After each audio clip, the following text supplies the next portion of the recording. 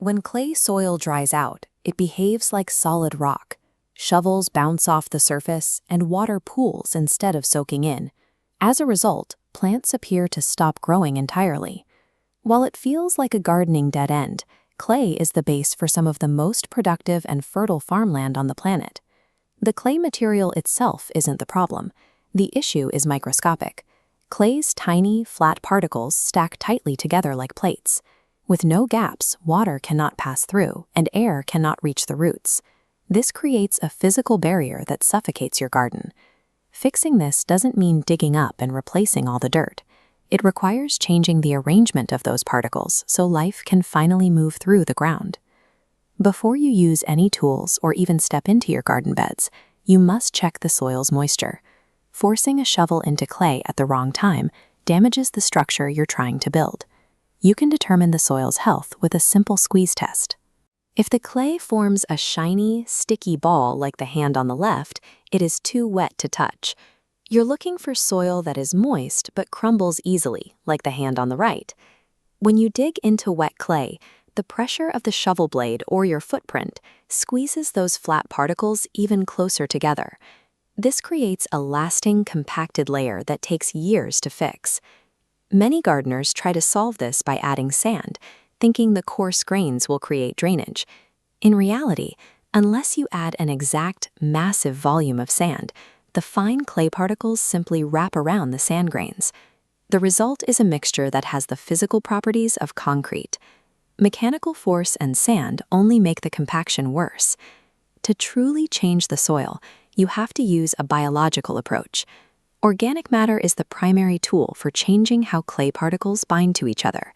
This includes any material that was once alive, like compost, leaf mold, or aged manure. Spread a layer of compost 2 to 3 inches deep across your garden bed. Then, gently incorporate it into the top 6 to 8 inches of the soil. At the microscopic level, these chunks of organic matter wedge themselves between the flat clay plates. They force the plates apart, creating the first irregular gaps in the soil structure. Over time, the soil forms aggregates, small crumb-like clusters. These aggregates provide permanent channels that allow water to drain and oxygen to reach the roots.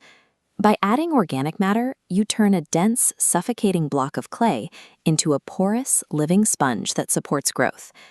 Once you have loosened the topsoil, it is vulnerable. The physical impact of heavy rain hammers new soil clusters back into a tight, flat seal. To protect the bed, apply a layer of organic mulch, like straw or wood chips. This acts as a shock absorber for rain, keeping the soil from drying into a crust. As the mulch decomposes, earthworms and microbes carry the material down into the bed. They are your primary laborers, improving the drainage deep underground where your shovel can't reach. If your soil is still heavily compacted deep down, you can use cover crops as a biological drill. Crops like daikon radish grow thick, powerful taproots that push through the heaviest ground. They physically fracture the clay as they grow. When the plant dies, the root rots away, leaving a perfect drainage pipe behind.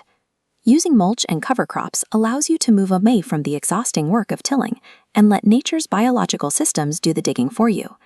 Soil health isn't a one-time project. It requires a seasonal routine of feeding the ground with new organic material. This creates a compounding cycle. Compost feeds the microbes that build the soil structure, and that structure allows for deeper roots that eventually return more energy to the soil. Within a few seasons, the gray, cracked earth on the left becomes the dark, crumbly garden soil on the right, soil that holds moisture through the summer and drains perfectly in the spring.